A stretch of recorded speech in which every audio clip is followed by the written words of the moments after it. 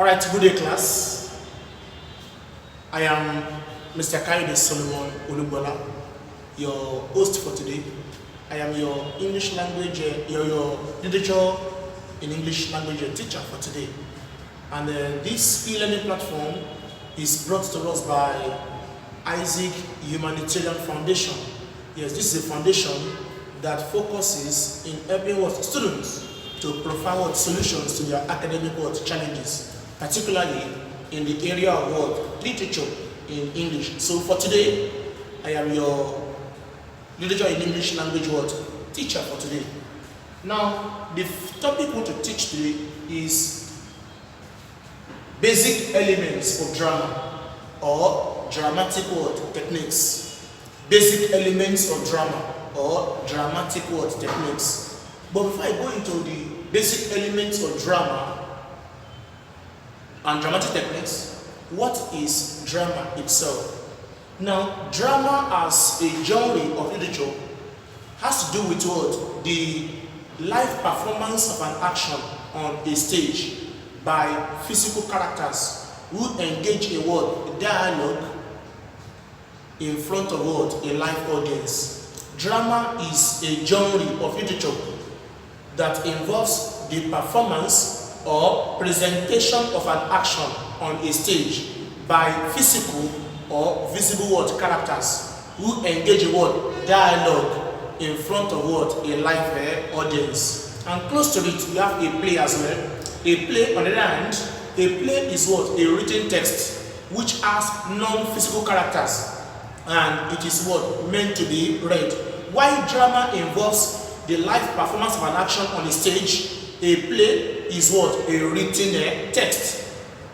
But a play that is written can also be a drama, in that the actions that are written down in a play can also be put up on stage and performed out by live characters. So a play and a drama, on one hand they are different, on the other hand they are the same. Drama and play are two strange bedfellows. Drama and play are two strange bedfellows. They are strange in that a drama is acted, while a play is is written. But they are equally bedfellows, meaning they are the same in form, in that a play that is acted, a play that is written can be performed live on a stage. Don't forget, the writer of a drama is called a dramatist. A person who writes a drama or edits a drama script is called a dramatist or dramaturge. The writer of a drama text is called a dramatist or a dramaturge. Yes, a person who writes a drama script or edits a drama script is a dramatist or a dramaturge. While the writer of a play is a playwright. The writer of a play is a playwright. Yes, we have a playwright for a play. We have a dramatist for for a drama, otherwise called a dramaturge. Take note. Now let me ask you, a person who studies literature is called what? Is called literatus. A singular person that studies literature is called literatus. A person who studies literature is a literatus, while a body of learned individuals, a body of learned people that undertakes the study of literature is called literati. A body of learned individuals or persons that undertakes the study of literature is called what? Literati. Take note. Now, a person who has the mastery or knowledge of literature and writes literary works, be it drama, prose, or poetry, such a person is called literatio. Take note. Literatio. These three terms, they are close in spelling and in meaning, but there is a difference. The first one, literatus, refers to a person who studies literature. Literati refers to a body of people a body of learned individuals, a body of persons that undertakes the study of literature. So if you have a singular person, that one is what? A literatus. But once you have more than one person that engages in the study of literature, that is called what? Literati. Then a person who is skilled in the act of what? Literary writing. A person who is skilled in the act of literary writing, meaning the person has what? The mastery or knowledge of literature, and he or she writes literary works, be it drama, prose, or poetry. That person is called what? A literatio. A literatio. Why? The study of literature in general, as a subject is called what? Is called poetics. Poetics, take note. The study of literature in general is called poetics.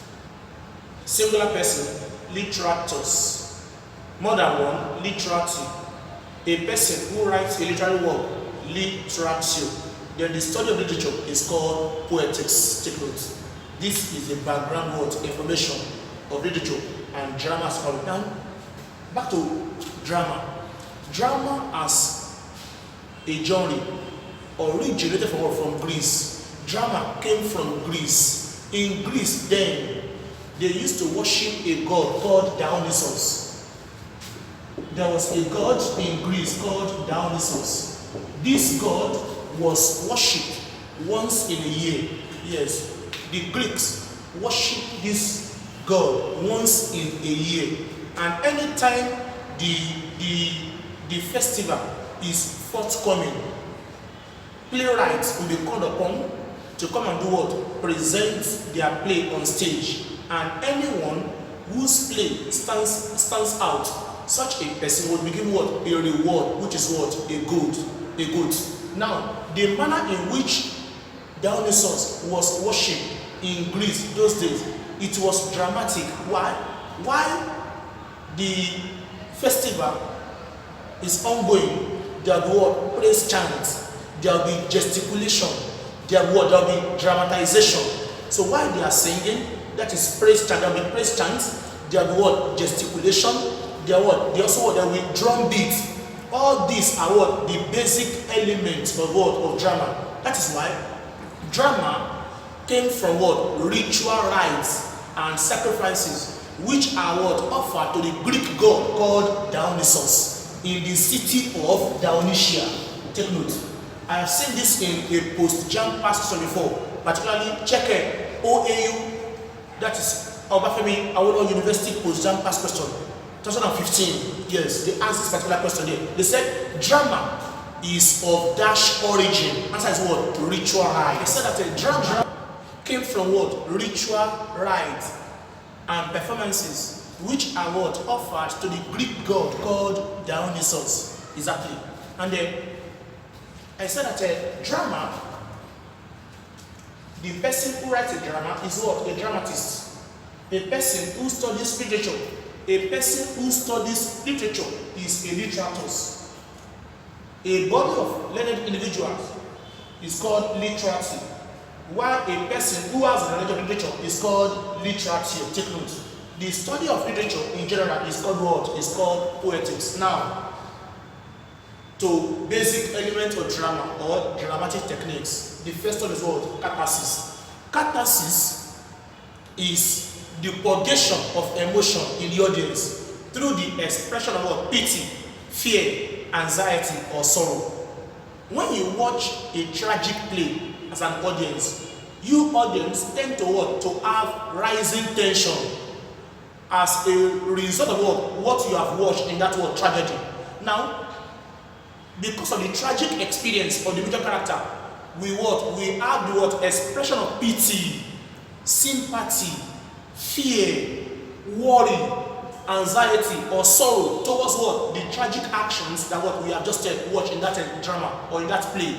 So that emotion that is purged in the audience by expressing pity, fear, anxiety, sorrow, worry, panic is called catharsis. Now, we have a post-jam past question where they ask that what catharsis is usually what experienced. Answer is what at the end of a play. Take note. That's number one. Number two, anagnosis. Anagnosis is another element of what or drama.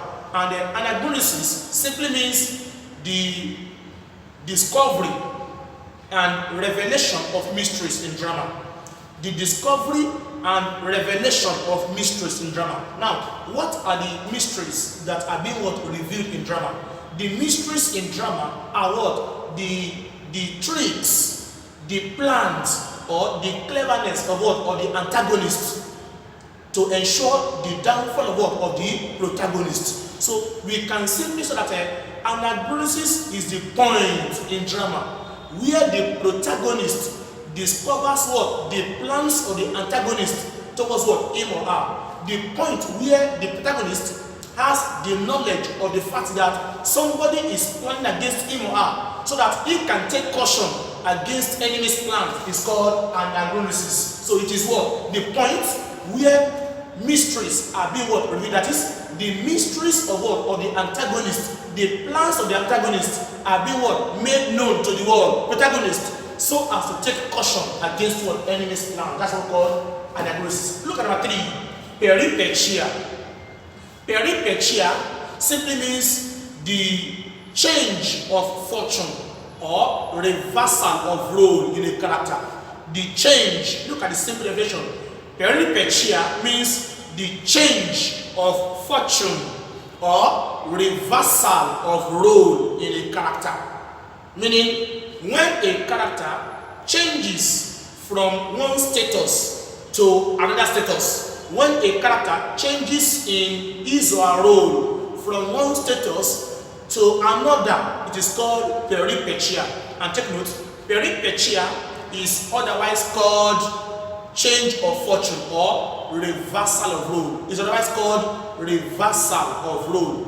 Now, to simplify it, when you watch a particular play and at the beginning of the play, a particular character is poor, and by the time the play will end, that poor character now becomes what? A rich person. And you see that there's already what? A change. Change from what? From the state of what? Of poverty to what? State of becoming what? A rich person. That change in the role of a character within the same drama is called what? Peripecia. Or you watch a drama in which you have a particular what? Wicked character.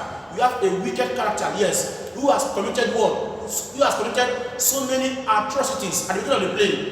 And by the time the play will end, he or she now confesses their sin and becomes what? A repented what? Person. There's a change in role. That change is called peripecia or reversal of what? Role. Look at number 4.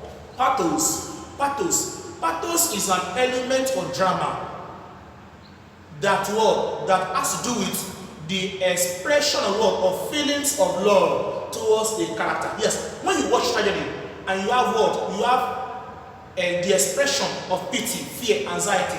That one is called what? Catharsis. Catharsis is a bit negative and it is peculiar in what? In tragedy. Why pathos? You know, there are some movies that when you watch them, you as audience, you tend to fall in love with what? A particular character. Example, if you watch all this, if you watch Z World, you watch all this Indian film in Z World, you watch B for You, you watch all this drama TV series, Mehek, you watch Hypochondriac, all these TV series. We as audience, we tend to what? To fall in love with what? The male and what? Female characters. Why? Because of their interesting roles within the what? The drama text. So that's the expression of emotional feelings from the audience towards a character because of their so-called interesting role is called pathos. Take note. Look at the next. Hallucination. Hallucination simply means the empty boasting of a character. The empty boasting of a character. That is, when a character professes a dream that in reality it cannot come to pass. Meaning, a character is professing an act or an action that will come up later, but in reality, that action lacks reality. That action cannot take place. That action does not have what the probability of occurring. That character is what? Hallucinating. Example, if you have read your recommended drama text, particularly Othello, go and read Othello, written by William Shakespeare. There is a particular character in Othello called Iago. Yes, Iago is an ensign officer to Othello. And in the story, Iago is what? On a revenge mission against what? His boss, Othello. But then, Iago had a plan. What was the plan? He planned to sleep with what? Othello's wife. Because he felt that Othello, who is the general, must have slept with his own wife, who is Emilia. So he suspected that Othello must have slept with Emilia. So he is now on a revenge mission. And what was his revenge? To also sleep with what? Othello's wife. And that's why he professed in Act 1:1 that if he cannot achieve that aim, what will happen? He will set down a peg that will destroy the music of the marriage. But throughout the story, was he able to sleep with Desdemona, Othello's wife? No. So when a character professes a dream that in reality it cannot come to pass, that character is what? Hallucinating. Hence, hallucination means the empty boasting of a character. A character who professes a dream that lacks what? Reality. Meaning a dream that cannot what? Come to pass. Take note. Look at your text again, Native Son. If you have read Native Son, who is the major character? Thomas Biggar. Thomas Biggar is the central character in Native Son. Now, Biggar has a dream. What's the dream? To become what? A pilot. Biggar's dream in Native Son is what? To become a pilot. But where did Biggar end his life? Biggar was electrocuted. Biggar was killed through what? Through electrocution. And throughout the story, was he able to become a pilot? No, in fact, he was a chauffeur. Anyway, he was still a pilot, but pilot to a car. Take note. So he was shocked. So his dream of becoming a pilot did not come to pass. So his dream is what? His dream is what? That becomes what? Hallucination. Meaning such a character is hallucinating. Hallucination, otherwise called rhodomontade. Hallucination, otherwise called rhodomontade. Take note. Rhodomontade. Next is medias res. Medias res. What is medias res? Medias res is a plot structure in drama. Medias res is a plot structure in drama or play where the action starts from the middle. Medias res is a plot structure in a story where the narration begins from the middle of the action. I repeat, medias res is a plot structure in a story in which the narration of the event starts from what? The middle of the action. Meaning what? The action starts from the what? Middle. What about the beginning? We cannot see the beginning. That's why in such a story, the writer will now use what? Flashback to what? To make reference to the beginning of the story. Example, go and read this your recommended text by Bayo Adebowale, that's Lonely Days. Read Lonely Days by Bayo Adebowale. That one is a novel. If you read Lonely Days, you find out that we did not see Yaremi and her husband where they were living. But this novel, the novel began where Yaremi was thanking the gods for what? The death of her husband. That her husband did not die what? A shameful death. Rather, his death was what? Was natural. What about the marital life of Yaremi? We didn't see that.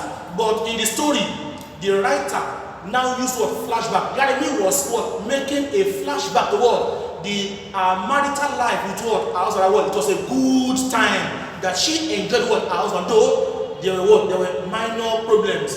Why? She and her husband were living what? Together. So when a story has the event being narrated from the middle of the action, what do you call that class? Medias res plot structure. Next, suspense. What is suspense? Suspense is a device that is used to sustain what? Readers' interest in the work of art, to know of the subsequent development in a story. Suspense, I said, is a device that is used to sustain readers' interest in a work of art. How do you sustain readers' interest? It will make them to become curious, to know of the word subsequent development in a story. It means the deliberate withdrawal or withholding of dramatic actions so as to arouse curiosity or interest in the world audience. When you withdraw a dramatic action or scene so as to arouse curiosity or interest in the audience, they will be curious to know what will happen next in the story. It is time for suspense. For example, if you watch a play in which the wife wants to kill the husband, and the wife is coming to her with a long machete. Yes, while the woman is approaching the bed where the husband is sleeping, as the woman raises the machete to stab the husband, they just bring in an advert. Indomie. Of course, you will not want to leave the scene. Why? You want to see whether or not the woman will kill her husband. Why? Your interest has been sustained. In literature, that is called suspense. Look at this. Battles. Number next. Battles, otherwise called anticlimax. Battles is otherwise called anticlimax. And battles means the arrangement of things or events in descending order. The arrangement of things or events in descending order, meaning from the most important to the least important. That is battles. Next, apron. Apron refers to the frontage that demarcates the stage from the auditorium. If you check a theater, if you look at a theater is what? The building. The building is called the theater. Now, in that building, we have the stage. The stage is where the audience, the characters stay to perform on stage. The stage is where action takes place. That is where the characters stay to act. Now, the place where the audience sits is called auditorium. Take note. The audience seat is called auditorium. Audience place is called auditorium. The character's place is called what? Stage. Now, the open space, the space between the stage and the auditorium, which I call frontage. The frontage between the stage and the auditorium is called apron. So this is the apron. This is the apron. So apron is the frontage or the space that demarcates the stage from the word audience seat called auditorium. Take note. Look at this conflict. What is conflict? Conflict is the struggle between two opposing forces or characters. The struggle between two opposing characters in a drama is called conflict. Now, the point where the conflict exists is called climax. Climax is the most interesting part of the play. Climax is the most tense part of the play that represents the struggle between the two opposing forces. That's what we call climax. Next is called interlude. Interlude is a short break within a drama where you can bring in advert placement. A short break within a drama is called interlude. And interlude is otherwise called what? Intermission. Intermission. Take note. Intermission. Now, next is dramatic irony. Dramatic irony is a device where truths or facts about the ongoing actions on stage are known to the audience but are hidden to the characters. Simply put, dramatic irony is a technique where the audience know more than the characters on stage. How? That is, the audience have the true knowledge of what is going on in the story or in the drama, but those who are acting, they act in what? In ignorance. The actors, the characters on stage, they are acting in what? In ignorance, but the audience have the true knowledge of what is happening on what? On stage. We call that one dramatic irony. Yes. For example, if you look at a display titled "The Gods Are Not to Blame," "The Gods Are Not to Blame," written by Olaritimi. Yes, there we have a character called Odewale. Odewale killed his father in the story. Unknown to him, the man he met in the bush and killed was his father. But he was acting ignorantly. But we read that this boy has just fulfilled what? Destiny. That he will kill his father and marry his mother. Then having killed the man, he now ran to another village so as to cover what? His secret. He ran to another village. Unknown to him, the village he ran to was the village of his father. When he got there, he ate the village to wage war against their enemy town, and they won. Having won the war, they now made him what? The new king. And by tradition in that town, when a new king is enthroned, the new king has to marry the wife of the old king. And who is the wife? His mother. That's how Odewale killed his father and married his mother. Although he was ignorant of his action, but the readers have the true knowledge that what? This boy has just what? Fulfilled the prophecy that was what? Placed on him at birth. We call that one dramatic irony. Look at the next. Irony of situation. What does it mean? It is a device where the expectation of the audience is denied in a drama. Meaning, what the audience expects from a particular character is not what comes to play. When the expectation of the audience is being denied because the characters act otherwise against the audience expectation, it is termed what? Irony or situation. Example, if you look at Othello, in Othello, Iago lied against what? Othello's wife, who is Desdemona. And then the husband went ahead and killed the wife without investigating her. Later, Othello got to know that it was a lie against the wife, and he had already what? Killed the woman. What should he have done? The best thing to do is what? To kill that same man that lied against what? His wife.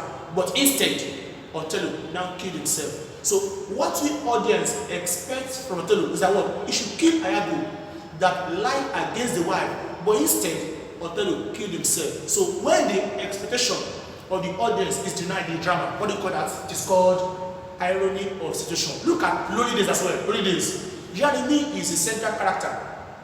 She is still what? In her early 50s. And then her husband dies. What we expect of Yarimi is that what? She should remarry. Because already 3 characters in the story showed interest in her. Who are they? Ayowale, Lanwa, and Olunade. They showed interest in marrying Yarimi. Still very young. But Yarimi instead refuses to what? To marry any of the 3 suitors. So what we expect as readers from Yarimi is that what? She should remarry. But throughout the story, Yarimi turned down what? The suitors and refused what? To marry. That is called irony of situation. Lastly, we have wings. Wings. As I've said, the frontage of a stage, the front part of the stage that demarcates the stage from the auditorium is called wing. It's called an apron. Now, the two sides of a stage are called wings. The two sides of a stage are called wings. So these are basic elements of drama, and otherwise called dramatic techniques. Other elements of drama will be discussed in our subsequent classes. So let me pause the class here for today, and I am looking forward to see you all in our next meeting. Thank you for your audience. God bless you. Remember, this e-learning platform was brought to us by Isaac Humanitarian World Foundation. See you next time. Good day, class.